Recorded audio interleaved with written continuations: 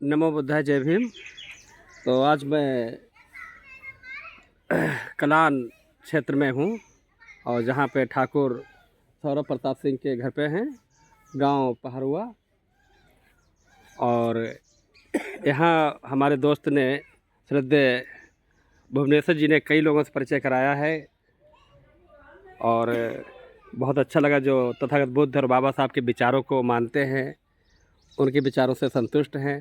तो साथ में हमारे हैं श्रद्धेय लियाकत अली जी, जो इसी गांव के निवासी हैं, और इनसे मैं विचार लेना चाहता हूं।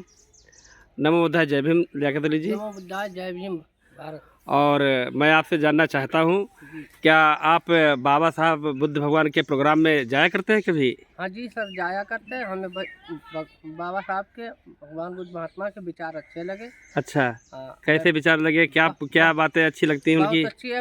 इनमें पाखंड नहीं है, पाखंड से दूर। अच्छा, हाँ, ये चीज़ें हमने देखी सुनी है, गए। बाबा साहब जो बुद्ध सत्य बाबा साहब डॉक्टर भीमराव अम्बेडकर हैं, उनका किस पर ज़्यादा जोर रहता है? क्या देखना चाहते हैं? किस बात पर ज़्यादा जोर डालते हैं? वो सच्चाई को समझते हैं। अच्छा, सच्चाई समझते हैं। और पढ़ाई के लिए ज़्यादा जोर देते हैं। हाँ, बच्चों को पढ़ाओ जरूर अपने। तो आपके बच्चे पढ़ते हैं? हाँ, अच्छा, हमारे बच्चे लुधियाना में रहते हैं, हम हुआ पढ़ते। अच्छा, बहुत बढ़िया बात है। अच्छा, और कुछ बताना चाहोगे बुद्ध भगवान के बारे में? बस यही है कि बस इनसे हम जुड़े रहेंगे हमेशा के लिए। अच्छा, बहुत बहुत साधुवाद, धन्यवाद। अच्छा, बहुत बढ़िया है। और लोगों को भी जोड़ने का प्रयास करो और लोगों को जोड़ो। हम सबको यही शिक्षा देते रहते हैं कि हाँ, तुम भी इनसे जुड़ो। हाँ, विचारों से उनके जुड़ो, विचार समझो, विचार सुनो। जी सर, बहुत बहुत धन्यवाद आपको। तो हम लोग यहाँ पे चाय पी चुके हैं और उसके बाद फिर हम अपने दोस्त श्रद्धेय शुद्ध दूध की कॉफ़ी पी थी और बहुत अच्छी नमकीन भी खिलाई। अब बात करते हैं श्रद्धेय भुवनेश्वर जी से। तो आपसे एक क्वेश्चन अभी मैंने अधूरा रह गया था, उसी क्वेश्चन को फिर से मैं दोहरा रहा हूँ, जो पिछले वीडियो में पूछ रहा था। इसमें आप कृपया करके वो पूरा करें। क्वेश्चन ये है कि जिस तरीके से हमारे महापुरुष जो छोटे छोटे वर्ग में, जातियों में, समूह में लोग बटे हुए हैं, इनको जोड़ने का काम किया उन्होंने, जहाँ तक हम समझा। ज्योतिराव फुले हैं, बाबा साहब डॉक्टर भीमराव अम्बेडकर हैं, अन्य ऐसे महापुरुष हुए हैं जिन्होंने समाज को जोड़ने कहा, एक हो जाओ। जैसे बुद्धम शरणम गच्छामि, संगम शरणम गच्छामि, यानी सब लोग एक साथ में हो जाओ। तो तथा बुद्ध ने भी यही कहा है। लेकिन अब हम देखते हैं वर्तमान समय में कि जो छोटी छोटी जातियाँ जो बटे हम लोग हैं, चाहे धोबी बिरादरी हो, चाहे कुशवाहा बिरादरी हो, चाहे रैदास बिरादरी हो, तो वो उनके समाज में जन्मे हुए कोई महापुरुष है, सिर्फ उनको ही लेके चलना चाहते हैं। ऐसे पासी समाज की जय बोलेंगे, पासी बिरादरी में जन्मे पासी, बिजली पासी, तो उनकी जय बोलेंगे। और धोबी बिरादरी में अगर जाते हैं, उनके समूह में देखते हैं तो वो सिर्फ गाडगे जी की जय बोलना चाहते हैं, बाबा साहब नाम नहीं लेना चाहते हैं। कुशवाहा बिरादरी में जाते हैं तो वो उनको लगा कि अब है तथागत बुद्ध जो है उनके समुदाय के हैं, तो इसलिए सिर्फ नमो बुद्धा कहना उन्होंने चालू कर दिया है। बहुत बहुत अच्छी बात है। लेकिन इससे क्या प्रभाव पड़ रहा समाज पर? इससे क्या इसका अर्थ निकल रहा है? क्या मतलब है? ये अच्छा हो रहा है, ये क्या हो रहा है? इनको थोड़ा अपना सुझाव दें इस बात पर। बिल्कुल सही बात है जो आपका प्रश्न विषय को लिए हुए है। जातियों का बिखराव और जातियों में जन्मे व्यक्तित्व, जिन्हें हम महापुरुष कहते हैं। तो जितने भी महापुरुष हमारे हुए हैं, उनको हम उनके कृत्यों को, उनके किए हुए कार्यों के, उनके जो वास्तविक उन्होंने समाज को दिया, उसको ना समझ करके आज जो दूसरा रूप हमने अपनाया है, वो रूप है बिखराव का। और उस बिखराव में क्या है कि हमें ऐसे बिंदुओं में बांधा गया है, ऐसे तथ्यों में बांधा गया है जहाँ पर हमारी समझ विकसित नहीं हुई है। हमने शिक्षा को नहीं पूरी तरीक़ा से लिया है, हमने महापुरुषों के विचारों को सही तरीक़ा से ना पढ़ा है और ना समझा है, और ना ही हमें महापुरुषों के कर्मों के बारे में पूरी तरीक़ा से बताया गया है। ऐसी दशा में होता क्या है कि हमारे अंदर जब समझ नहीं होती है तो हम जड़ता से बन जाते हैं, मूढ़ता से बन जाते हैं, और हमारे अंदर एक, जिसे दम्भ कहते हैं, अज्ञानता का भाव होता है, वो हमें इन चीज़ों से बांध देता है। और यही चीज़ जो है समाज में वर्गीकरण कर देती है, अपना अपना ला देती है। और इससे क्या होता है कि पूरा मनुष्य समाज कमज़ोर होता है। और भारतीय परिदृश्य में जब हम देखते हैं जब इसका इतिहास उठा के देखेंगे 1000 वर्षों के बीच में, तो इन्हीं बिंदुओं में बंध कर के समाज का बिखराव हुआ और समाज में जितनी भी अराजकता आई है, जितनी भी कमजोरी आई है, जितना भी बिखराव हुआ है, वो सब इसी जाति विच्छेद की वजह से हुआ है। और आज के परिदृश्य में जब बाबा साहब ने हमें संविधान दिया है, उसके बाद हमारे देश में अपनी कानून व्यवस्था लागू हुई है, अपनी शासन लागू हुआ है, ऐसे में कतिपय पाया जा रहा है कि अब जो है जिनकी समझ विकसित नहीं हुई है, जिन्होंने महापुरुषों को नहीं समझा है, जिन्होंने ये नहीं जाना है कि आज की स्थिति में जो मेरी स्थिति है, इसके वास्तव में इसको इस रूप में लाने वाले व्यक्ति कौन है, किसने ये काम किया, जिनकी वजह से आज हमारे पास स्वतंत्रता है, आज हमारे पास शिक्षा है, आज हमारे पास व्यवसाय है, आज हमारे पास आवागमन के साथ साधन है, आज हम तकनीक का बेहतर उपयोग कर पा रहे हैं। इसको लाने में किन महापुरुषों का पूरा योगदान रहा है, उनको जब तक हम नहीं समझेंगे और उनकी मूल भावना को नहीं समझेंगे, क्योंकि उन महापुरुषों की मूल भावना में अगर ये कास्टिज्म होता, जातवाद होता, छोटा बड़ा होता, तो शायद बाबा साहब जैसे वर्ल्ड क्लास पर्सनालिटी जो भारत में इतना भयंकर बिखराव था, उसको एक सूत्र में कभी भी नहीं बांधने का प्रयास करते, क्योंकि वो अपने लिए करते, अपने समाज के लिए करते, अपने समूह के लिए करते। लेकिन साथ ही उन्होंने जो भारत में बिखराव था, भारत में जो बुराइयों का जो दौर था, उनकी वजह से समाज की जो गतिविधियां थी, जिनसे हमारा देश कमज़ोर हो रहा था, हमारी मनुष्य सभ्यता कमज़ोर हो रही थी, उनको पूरी तरीक़ा से समझा और उनके पीछे किन किन लोगों ने काम किया है, जब जिस रूप में कि मानव समाज का उत्थान हो, राष्ट्र एक समृद्धशाली सूत्र में बंधे और उसको पूरी तरीक़ा से एक ही धागा में पिरो कर के हमारे सामने प्रस्तुत किया। तो ऐसे महापुरुषों के वास्तविक कार्यों को और वास्तविक उनकी जो समझ रही है, उसका जब तक हम पूरी तरीक़ा से समझदारी के साथ, सत्यता के साथ अनुसरण नहीं करेंगे, तो हम इसी तरीक़ा से बिखराव में बढ़ते रहेंगे और अपना जो व्यक्तिगत दम्भ है, घमंड है, अज्ञानता का, अहंकार का, अंधकार का, उसको ऐसे बढ़ाते रहेंगे और आने वाले कुछ समय में ये बहुत बड़ा जटिल रूप ले लेगी, धारण कर लेगी, जिससे समाज में अराजकता फैलेगी, सामाजिक बुराइयों के जन्म शुरू हो जाएंगे। तो हमें समझना है कि हमारे जितने भी महापुरुष हुए हैं, जितने हमारे देश की समृद्धि के लिए, हमारे देश की जितनी भी बुराइयां उनको दूर करने के लिए जिन्होंने काम किया है, उनको हमें महत्व देना है, क्योंकि वो हमारे सब गौरव हैं। और इसके विपरीत हम असम्यक ढंग से, असम्यक रूप में बढ़ते हैं, जहाँ पर हम ऐसी पर्सनालिटी को महत्व देते हैं जिनका योगदान दूसरे रूपों में रहा है, तो हम यहाँ पर गलती करते हैं और भारी गलती कर रहे हैं कि जहाँ से हमारी शुरुआत आज से 100 साल पहले थी, कहीं इसी रूपों में अगर हम ऐसे ही चलते रहे, तो हम ये नहीं समझ रहे हैं कि जिनकी वजह से आज हम पूरी तरीक़ा से स्वतंत्र हैं, स्वच्छंद हैं और कुछ कर पा रहे हैं, तो हम इसको कायम नहीं रख पाएंगे। ये हमें समझना होगा, क्योंकि इस मूल अहम बात की भावना को, जिसे हम अपनी जात और जात में जिनका जो आए हैं, क्योंकि यहाँ की जो व्यवस्था थी उसमें ये जातिवाद पूरी तरीक़ा से हावी था, तो जो भी महापुरुष आएगा वो उस रूप में तो रहा होगा, लेकिन उसके बाद हमें समझना होगा कि उस महापुरुष ने उन बुराइयों के लिए कितना कितना काम किया है और वो हमारे आज के गौरव हैं और उनको हमें पूरा महत्व देना पड़ेगा। और उनकी जो भी विचारधारा है, उनकी जो भी पूंजी है, उसको हमें सब मिलकर के आगे बढ़ाना होगा, क्योंकि हमें समृद्धि की तरफ जाना है, हमें एकता की तरफ जाना है। बहुत बहुत साधुवाद। बहुत बढ़िया तरीके से बताया आपने। और भी एक क्वेश्चन है साथ में, जी चाहता उनसे भी आपसे बात करूँ उस क्वेश्चन पर भी।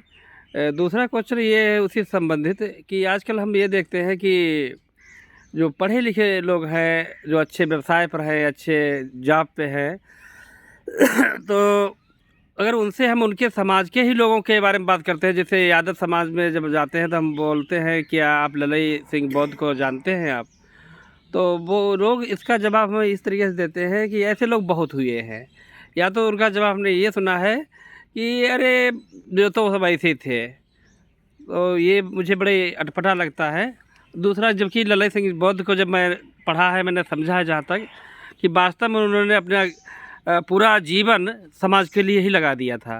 अपना खेत बेच के प्रेस लगाई और काफ़ी प्रचार किया, बाबा साहब के बारे में बताया लोगों को और किस तरीके से हमारा जीवन आगे बढ़ता है, और काफ़ी सूत्र बताए हैं कि लोग जो जाति में बटे हुए हैं सब लोग एक हो जाओ, सब लोग बौद्ध हो जाओ, इस तरीके से उन्होंने बातें की हैं।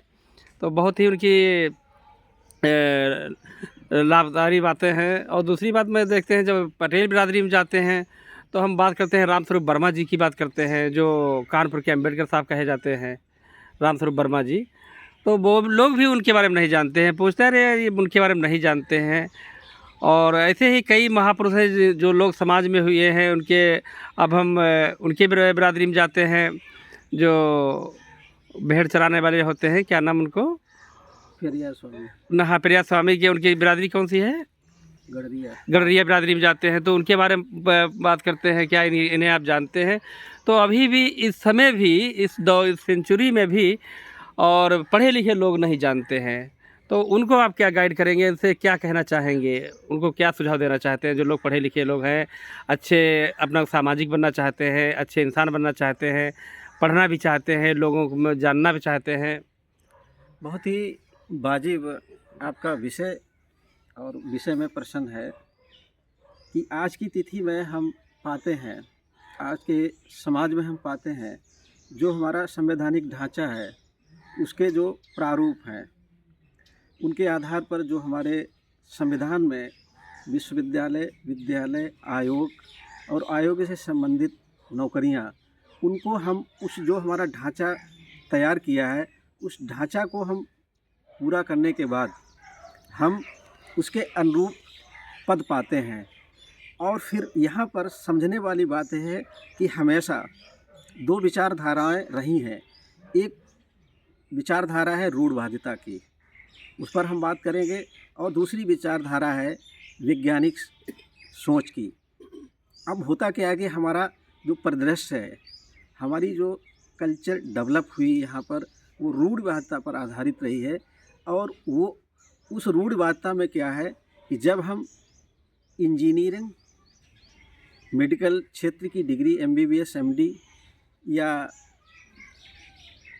प्रशासनिक क्षेत्र में IAS, IPS, साथ ही शिक्षा के क्षेत्र में उच्च शिक्षा हासिल करने के लिए PhD, DLED प्राप्त करने के बाद भी हमें ये जानना चाहिए कि ये जो ढांचा है इसका वास्तविक प्रारूप क्या है। लेकिन जब हम इन चीज़ों को पा लेते हैं और इनके बदले में जब हमें मिलता है कोई स्थान सेवा देने के लिए, तो फिर हमारी जो मूल ट्रेडिशनल सोच है, जिसको हम कभी भी, जिस पर विचार नहीं करते हैं, जिस पर हम कभी मंथन नहीं करते हैं, जिस पर हम कभी गणितीय तर्क में नहीं जाते हैं, वो है कि जब हमने किसी डिग्री और डिप्लोमा को प्राप्त करने के बाद उसके जब पात्र हुए समाज में सेवा देने के लिए, देश में सेवा देने के लिए, तो यहाँ पर हमारी जो ट्रेडिशनल सोच है, जो रूढ़वादी सोच है, वो है कि ये हमें जो हमारा प्रारूप है, जिनको आधुनिक समय के हमारे महापुरुषों ने तैयार किया है, उससे हमें ये मिला है। लेकिन वहाँ पर हम जाते हैं, जो हमारी रूढ़वादी सोच है, जिसको हम अपने उनसे चार्ज हुए हैं जो पढ़े लिखे नहीं हैं, जिनकी वैज्ञानिक सोच नहीं है, जिनका कोई गणितीय आधार नहीं है, जिनके पास कोई तर्क कौशल नहीं है, उन लोगों की बातें कैसी बातें हैं, ये हमें जो काल्पनिक ईश्वर है, यहाँ पर थोड़ा सा हमें वैज्ञानिक सोच के पास साथ जाना होगा कि काल्पनिक सोच में क्या है कि हमारे द्वारा भाषा में निर्मित शब्द ईश्वर, देवता, गंगा, गाय, या इनमें वो निहित कर दिया गया है कि इनमें वो शक्तियाँ हैं, हमें जो आज प्राप्त हुआ है वो इनकी बदौलत प्राप्त हुआ है। और हम कतिपय पाते भी हैं, कतिपय नहीं, पूरी तरीक़ा से हम देखते हैं कि 99% लोग जो है इसी का फॉलो करते हैं, उसी रूढ़वादिता का, कि हमारा जो ढांचा महापुरुषों ने आज की तिथि में तैयार किया है, उसको हमने जब प्राप्त किया है तो उसके बदले हमें सेवा करने के लिए और भौतिक सुख साधन और समृद्धि मिली है, उसको हम न मान करके हम उस रूढ़वादी सोच के पास जाते हैं, जिसमें जो है हमें पूरी तरीक़ा से जो अज्ञानता पर, अंधविश्वास पर, अंधकार से, जिसका भी कोई भी वैज्ञानिक आधार नहीं है, वहाँ पर जाते हैं। और इसके विपरीत जब हम आते हैं तो हमारे आधुनिक जितने भी वैचारिक पुरुष हुए हैं, जिन्होंने हमें समृद्ध किया है, उसमें चाहे 2500 वर्ष पूर्व हमारे तथागत जी रहे हों, बीच में हमारे ज्योतिराव जी रहे हों, हमारे बाबा साहब रहे हों, ललई यादव रहे हों, पेरियार जी रहे हों, ये सभी वैज्ञानिक सोच वाले व्यक्ति, गणितीय आधार वाले व्यक्ति, तर्क से पूर्ण व्यक्ति, कि इन्होंने देखा और पाया कि जब संसार जो है कार्य कारण पर आधारित है, ऐसी दशा में हर कार्य से करने पर परिणाम आता है, तो यहाँ पर महज कल्पना करने से कोई भी परिणाम नहीं आ सकता है। तो आज की तिथि में मेरा ये खुद में मानना है और हमारा ये कहना भी है कि हमें महापुरुषों के कर्तव्यों को समझना होगा और उन विचारधाराओं को समझना होगा। जो विचारधाराएं परिणाम दे रही हैं उस पर हमें जाना होगा, और जो विचारधाराएं परिणाम नहीं दे रही हैं, जो अंधविश्वास, अज्ञानता पर, जिनका कोई भी गणितीय आधार नहीं है, उनसे हमें धीरे धीरे दूर होना होगा। और हम पाते भी हैं, विश्व परिदृश्य में देखेंगे, जितने भी देश विकसित कंट्री में पहली लाइन में आते हैं, चाहे उनमें अमेरिका हो, जर्मनी हो, फ्रांस हो, ब्रिटेन हो, जापान हो या कनाडा हो, उनमें हम जाएंगे तो वहाँ पर जितनी भी जो ट्रेडिशनल विचारधारा थी उसको धीरे धीरे नष्ट किया गया और वैज्ञानिक सोच को आगे बढ़ाया गया, जिनमें हम वैज्ञानिक सोच के आधार पर हम तकनीकी कौशलों के माध्यम से मनुष्य की आपूर्ति को पूरा करते हैं। और यही ज़रूरत है आज की तिथि में हमारे देश में और हमारे समाज में, कि जो गणितीय आधार को, जो तर्क के आधार को, जो वैज्ञानिक सोच को, तकनीकी कौशलों को पूरी तरीक़ा से विकसित करने के बाद समृद्ध समाज और समृद्ध देश बनाने के काम करते हैं, उन पे हमें जाना होगा। इसके विपरीत जो भी रूढ़वादी की तरफ ले जाते हैं, उनका हमें पूरी तरीक़ा से त्याग करना होगा। किस तरीक़ा से? जैसे हमारे शरीर के अंदर कोई भी रोग आ जाता है, उसको जब तक हम जड़ से ख़त्म नहीं कर लेते हैं, हमें किसी तरीक़े से शांति नहीं मिलती, क्योंकि हम जानते हैं ये रोग हमारा अंत में अंत कर देगा। इसी तरीक़े से जो अज्ञानता पर, अंधविश्वास पर, रूढ़ता पर आधारित जो भी वैचारिक पृष्ठभूमि है, उससे हमें पूरी तरीक़ा से दूर होना होगा, उससे बिल्कुल मुबक होना होगा। और इसके विपरीत जो हमारे महापुरुष हैं, जिनकी वैज्ञानिक सोच है, जिनकी सोच में गणितीय आधार है, जिनके जीवन में तार्किक कौशल है, जिनके जीवन में तकनीकी कौशल है, उसको पूरी तरीक़ा से अपनाना होगा। और जब हम इसको अपनाएंगे तो जीवन में पूरी समृद्धि आएगी। तो इसी के साथ हमारे भी जितने भी जानवकार लोग हैं, जिन्होंने अच्छी पढ़ाई की है, जिन्होंने आज समाज में जिनके पास ओहदा है, चाहे वो राजनीतिक रूप में हो, चाहे प्रशासनिक रूप में हो, चाहे मेडिकल के रूप में है, चाहे शिक्षा के रूप में है, उन्हें भी ये विचार करना होगा कि हम कहीं रूढ़िवादिता के, जड़वाद के या हम ऐसी सोच के शिकार तो नहीं हो रहे हैं जिसका कोई परिणाम नहीं है। तो इसी के साथ इन सभी कारकों को, इन सभी बिंदुओं को हमें मनुष्य होने के नाते समझना होगा, क्योंकि हमारे पास दोनों चीज़ें हैं। एक तरफ हमारा वैज्ञानिक आधार भी है और एक तरफ हमारा कल्पना का आधार, रूढ़िवाद का, जड़वाद का भी आधार है। दोनों का हमें वर्गीकरण करना पड़ेगा और दोनों में हमें उनको समझना होगा कि ज़रूरत किसकी है, परिणाम कौन दे रहा है। जो परिणाम दे रहा है हमें उसी की तरफ बढ़ना होगा। अगर हम नहीं बढ़ेंगे तो हम और पीछे लौटते चले जाएंगे। तो आज की तिथि में हमें ज़रूरत है उन महापुरुषों के पास जाने पर, उनके विचारों के पास, उनके कर्मों के पास जाना है, जिनकी वजह से आज हम समृद्धि की तरफ बढ़ रहे हैं, जिनकी वजह से आज हम शक्तिशाली हो रहे हैं, जिनकी वजह से हमारा दायरा बढ़ रहा है। अगर हमने उनको नहीं समझा, उनको नहीं बढ़ाया, तो हम जड़ता की तरफ चले जाएंगे। और कहने का तात्पर्य होगा कि मतलब हम फिर पूरी तरीक़ा से आदिमानव बन जाएंगे। बहुत बहुत धन्यवाद। काफ़ी विस्तार से बताया आपने कि हमें किस तरीके से अपने समाज का, अपने लोगों का, अपने परिवार का विकास करना चाहिए।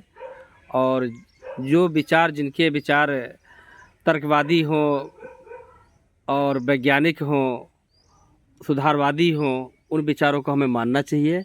अब हम ये देखते हैं, आपने भी काफ़ी महापुरुषों के बारे में पढ़ा है, चाहे वो किसी समाज में, किसी भी धर्म में, किसी भी जाति में जन्मे हों, तो उनमें हम एक चीज़ देखते हैं कि जो बहुत महान पुरुष हुए हैं, तो उनके विचार समाज की भलाई के लिए ही है, समाज की भलाई के लिए ही है। चाहे तथागत बुद्ध से हम लेते हैं, चाहे तथागत बुद्ध हों, चाहे ज्योतिराव फुले हों, चाहे पेरियार रामास्वामी हों, चाहे बाबा साहब डॉक्टर बी आर अम्बेडकर हों, या कुशवाहा बिरादरी में जन्मे बाबू रामदेव हों, जगदेव बाबू हों, और चाहे रामस्वरूप वर्मा जी हों या ललई सिंह यादव हों, ऐसे महापुरुषों को अगर हम सबको पढ़ते हैं तो एक मुझे समानता दिखाई देती है। एक समानता ये दिखाई देती है, इन्होंने कभी अपनी जात का नाम लेके नहीं किया है। जैसे बाबा साहब ने कई किताब मैंने लिखे, मैंने महारों के लिए ये होना चाहिए, महारों के लिए पर्सनल अधिकार होना चाहिए, या जैसे भी जितने भी महापुरुष हैं, जैसे ललई सिंह यादव भी, उन्होंने यादव के लिए कोई पर्सनल बात नहीं की है, सबके लिए कि जो कमज़ोर हैं, लाचार हैं, गरीब हैं, वंचित हैं, सबके उनके लिए बात की है। और लेकिन हम लोग यहाँ क्या देखते हैं कि ये पर्सनल बनाए बैठे हैं। पता लगा ललई सिंह यादव का प्रोग्राम है तो सब उसमें सिर्फ यादव ही दिखाई देते हैं। पता लगा अगर अम्बेडकर साहब का प्रोग्राम, सिर्फ उसमें एक पार्टिकुलर बिरादरी है वही मुझे दिखाई देती है। पासी बिरादरी का अगर प्रोग्राम है और उन्होंने कर रहे हैं तो पासी बिरादरी ही दिखाई देंगे। तो ऐसा लग रहा है कि महापुरुष उन्होंने सबने बाँट ऐसे लिए हैं, जबकि महापुरुषों के मुझे विचार एक लगते हैं, और महापुरुष जितने भी हुए हैं एक दूसरे से कनेक्टेड भी हैं। चाहे बाबा साहब हैं तो उनको देखते हो अच्युतानंद हैं फर्रुखाबाद के, बहुत अच्छा कनेक्टिविटी उनकी रही है, बहुत अच्छे विचार रहे दोनों लोगों के। चाहे बाबा साहब के अगर हम विचार देखें, धोबी बिरादरी में जो जन्मे गाड़गे साहब, उनकी अच्छी कनेक्टिविटी बहुत अच्छी रही है।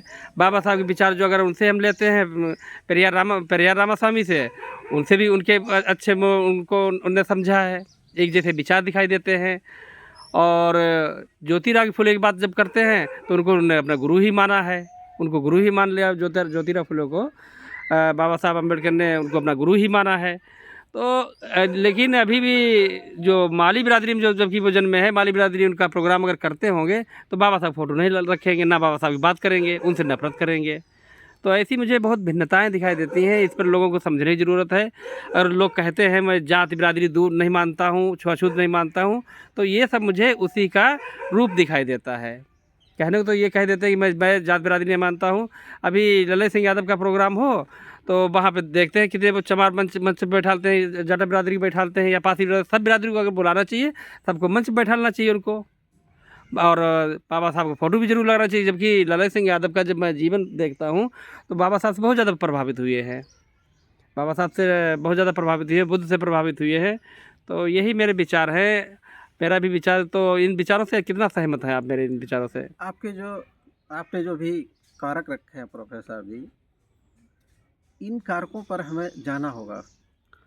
और सबसे पहले हम 2500 वर्ष पूर्व तथागत जी पे चलते हैं कि इस मनुष्य सभ्यता में प्रकृति के वास्तविक स्वरूप को समझने वाले पहले व्यक्ति, जिन्हें हम कार्यकारणिक सिद्धांत के जनक भी कह सकते हैं, तो प्रकृति समानता का आधार लेके चलती है।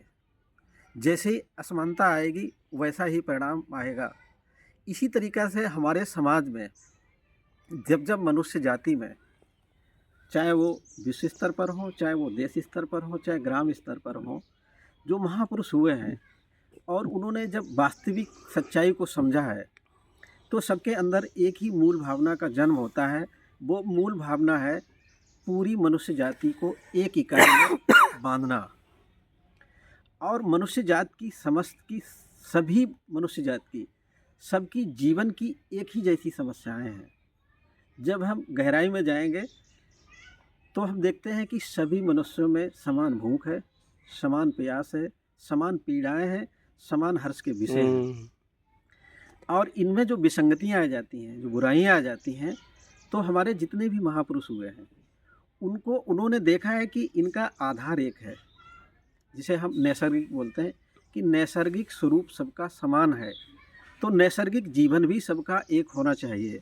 और इसके बीच में अगर किसी तरीक़ा से असम्यक रूप हमारे सामने आया है तो वो मानवीय बुराई है, और उसको दूर करने के लिए उन्होंने समय समय पर काम किया है। इसीलिए जितने भी हमारे विश्व स्तर के व्यक्तित्व वाले व्यक्ति हुए हैं, देश स्तर पर देश स्तर के व्यक्तित्व वाले व्यक्ति हुए हैं, तो उनके सभी के अंदर मानव कल्याण की समान भावनाएं निहित होती हैं।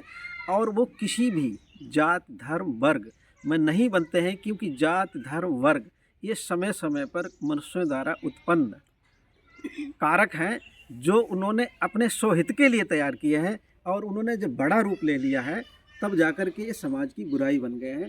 इसीलिए महापुरुष किसी भी जात, किसी भी वर्ग, किसी भी संप्रदाय में कभी नहीं बंधे हैं, और उनकी मूल भावना में जो है वो प्राणी मात्र की कल्याण के लिए होती है, और उनके परिणाम भी सभी के लिए समान अवसर देते हैं, समान रूप से दिखाई देते हैं, समान परिणाम आते हैं। यही मूल चीज़ है जो प्रकृति का मूल आधार है, जिसको तथागत जी ने आज 2500 वर्ष पूर्व पूरी तरीक़ा से व्याख्यात किया है। सही कह रहे हैं आप, बिल्कुल बात यही है कि इन्होंने एक मानव के लिए बात की है, उसमें कोई विशेष कोई जातिवाद वाली बात नहीं की है, सभी जीव के लिए बात की है। बुद्ध ने तो यही भी कहा है, सब जीवों पर दया करो, जीवों में तो सब लोग आ जाते हैं, चाहे पक्षी हो, चाहे जानवर हो, चाहे पेड़ पौधे हों, सब पे दया करो। चलो अब सब लोगों का विचार ले चुके हैं और स्वाभाविक रूप तो यही है। चलो और कुछ बात करेंगे आप लोग? शिक्षा बात प्राइमरी एजुकेशन पर थोड़ी सी सौरभ प्रताप जी से। अच्छा, क्या बात करोगे? आप ही क्वेश्चन पूछिए पूछिए। हमारे बीच एयरटेल भारती में सेवा दे रहे सौरभ प्रताप सिंह जी, इनसे हम चाहेंगे कि जो बेसिक शिक्षा में सुधार के लिए कौन कौन सी कारक हैं जिन पर काम किया जाए और बेसिक शिक्षा पूरी तरीक़ा से आगे बढ़े, क्योंकि इनका बेसिक शिक्षा में 20 साल का योगदान है और काफ़ी स्तर पर ये इस पर काम करते रहते हैं। सौरभ प्रताप जी, बहुत बहुत धन्यवाद। ये जो प्राइमरी एजुकेशन अगर हम कहें तो पूरी भारतीय शिक्षा की या किसी भी शिक्षा की बहुत ही मतलब जो है बहुत बड़ी नींव होती है। अगर हम ये चीज़ सही नहीं कर पाए तो हम बहुत सारी चीज़ों में हमेशा पिछड़ते जाते हैं। हमने देखा है कि अगर हमारे जो सबसे अच्छे टीचर्स जो हमेशा कोशिश करते हैं कि ऊपर जाने की, ऊपर चले जाते हैं, अपर शिक्षा में चले जाते हैं, तो हमें सबसे पहले तो वहाँ से स्टार्टिंग करनी चाहिए। हमारे जो टीचर्स हों, सबसे काबिल, जो सबसे मतलब जो टैलेंटेड लोग हों, वो हमारे प्राइमरी एजुकेशन में आए, फर्स्ट थिंग। दूसरी चीज़ हम मतलब इंडिकेट करना चाहेंगे, हमारे जो नीति नियंता हैं, जो इसके मतलब जो है जो गाइडर है, वो बहुत मतलब जो है जिनका बहुत अच्छा अनुभव हो, जिन्होंने पहले उसमें काम किया हो। क्योंकि हमने देखा है, हमने अनुभव किया है कि दो चीज़ें सबसे प्रमुख होती हैं। एक तो पहला उनका हमारे बिना अनुभव के जब हम पहुंच जाते हैं किसी सीट पे बैठ गए, हम वहाँ से एसी रूम से बैठ के कोई योजना बना रहे हैं, तो वो वहाँ तक मतलब जो है हम उस तरीके को प्रभावी नहीं कर पाते। तो हमें पहले कोशिश करनी चाहिए जो हमारे ज़मीन से जुड़े हुए लोग हों, जो हमारे उसमें काम कर चुके हों, जिनके पास अच्छा अनुभव हो, वो लोग वहाँ पे पहुँचें और वो लोग उनके पैनल में शामिल हो, उनके अनुभवों को मतलब जो है वरीयता दी जाए, उनको उनके अनुसार जो है चीज़ें हों। तीसरी चीज़ हम ऐड करना चाहेंगे स्किल एजुकेशन। हमें स्किल एजुकेशन जो हम जापान और जर्मनी जैसे देशों से या चाइना से ले सकते हैं, उन्होंने अपने बच्चों को शुरुआत से हम पहले नैतिकता की शिक्षा और साथ साथ में धीरे धीरे जब वो थोड़ा सा नैतिकता पकड़ लें, उसके बाद जो है हम थोड़ा सा स्किल डेवलपमेंट की ओर जाएं। साथ में हमारी लैंग्वेज और इन्वायरमेंट, ये 4-5 चीज़ों को अगर हम लेके चलेंगे तो जाहिर सी बात है और सही नियति के साथ में तो हम मतलब जो है आगे कंटिन्यू कर पाएंगे। सही है, बढ़िया बताया आपने। शिक्षा किस तरीके से बेहतर हो सकती है, तो जहाँ तक मेरा भी मानना है कि शिक्षा के साथ साथ में उनके जो पेरेंट्स होते हैं, जिस तरीके से हम प्राइवेट सेक्टरों में देखते हैं कि वो पेरेंट्स मीटिंग ज़्यादा करते हैं। जब तक पेरेंट्स जागरूक नहीं होंगे, पेरेंट्स को शिक्षा का महत्व के बारे में जानकारी नहीं होगी, तब तक वो अपने बच्चों को पढ़ाने के लिए ज़्यादा उत्साहित नहीं हो पाते हैं। अब हम देखते हैं कुछ बच्चे ऐसे होते हैं बहुत पढ़ने में अच्छे होते हैं, लग रहा है नेचुरल टाइप उनको पकड़ में आ रहा है, हर कुछ आगे हो रहे हैं, लेकिन उनके घर का माहौल इतना ख़राब होता है, हाँ बैकग्राउंड उतना, उनका पेरेंट्स पहले से उनको मानसिकता बना रखते हैं कि बस इनको हम 10th तक 10 तक पढ़ाना है, उसके बाद घर बैठा लेना है। अब वो लड़के को विकलांग बनाने के लिए स्टार्ट कर देते हैं, जबकि अगर वो लड़का अगर माहौल पा जाए और कंटिन्यू करता रहे, पता नहीं कितना विकास कर सकता है, कितना समाज को कितना क्या कुछ दे सकता है, बहुत अच्छा वैज्ञानिक बन सकता है, बहुत अच्छा साइंटिस्ट बन सकता है और हर क्षेत्र में कहीं जा सकता है। तो ऐसे जो पेरेंट्स हैं, उनके जो माता पिता हैं और भी जो गार्जियन लोग होते हैं, उनसे मेरा भी अनुरोध है कि भाई जो बच्चा अगर पढ़ने वाला है उसकी पढ़ाई में बाधक ना बने, और अगर उसका सहयोग ना कर सकते तो अवरोधक ना बने, बाधक ना बने। जिस तरीके से वो अगर आगे बढ़ रहा है, और उस बच्चों को भी हमें कहना चाहते हैं अगर पढ़ना चाहता है तो लोगों से बात करे, जो समाज के लोग भी कार्य करते हैं या जो अच्छे लोग जिन्हें समझें। अब जैसे हमारे सौरभ प्रताप सिंह ठाकुर जी हैं, ऐसी बात नहीं, अगर कोई गरीब बच्चा है आता है वो बताए मेरे पास किताब नहीं है, तो मुझे लग रहा है बिना कहे में मालूम मुझे लग रहा है ये दे सकते हैं, दे देंगे कि भाई लोग किताब के लिए पैसे हैं 100 200 500 जरूर ले जाओ। नहीं, हमारे समाज में बहुत हाँ। सारे लोग ऐसे हैं जिन्होंने मतलब जो है काफ़ी काम किया है, काफ़ी लोग जो है सपोर्ट कर रहे हैं, लेकिन वही चीज़ है कि हमारे जो सबसे हमारी टॉप टैलेंट चीज़ है वो हमें प्राइमरी से स्टार्ट करनी चाहिए। सही बात अगर है। हम वहाँ पे करेंगे, सही माहौल देंगे, सही हमारी योजनाओं के साथ चलेंगे और हम बेसिक चीज़ को पकड़ेंगे तो हम कंटिन्यू आगे कर पाएंगे। फिर वो फाउंडेशन मजबूत हो जाएगा तो हम बिल्डिंग हमेशा मजबूत बना मजबूत पाएंगे। बन जाएगी। तो ऐसे ही सहयोग करने वालों की कमी नहीं है, लेकिन बच्चे जो होते हैं घबराते रहते हैं, सोचता मेरा कौन है, कौन मदद कर सकता, कोई नहीं करेगा। ऐसा नहीं है, समाज में लोग हैं, ध्यान देंगे, देते हैं और तभी समाज आगे भी बढ़ा है। और मैंने पढ़ा है हमारे समाज में जितने महापुरुष जन्मे हैं, चाहे अपने देश के हों विदेश के हों, लगभग सब गरीब घर के थे, जिनको एक वक्त की रोटी खाने में मुश्किल होती थी, वो लोग टॉप रैंक पे पहुँचे हैं। तो इन्हीं बातों के साथ मैं अपनी बात को समाप्त करता हूँ। सभी लोगों को नमो बुद्धाय, जय भीम। जय भीम, नमो बुद्धाय। ठीक भाई, धन्यवाद।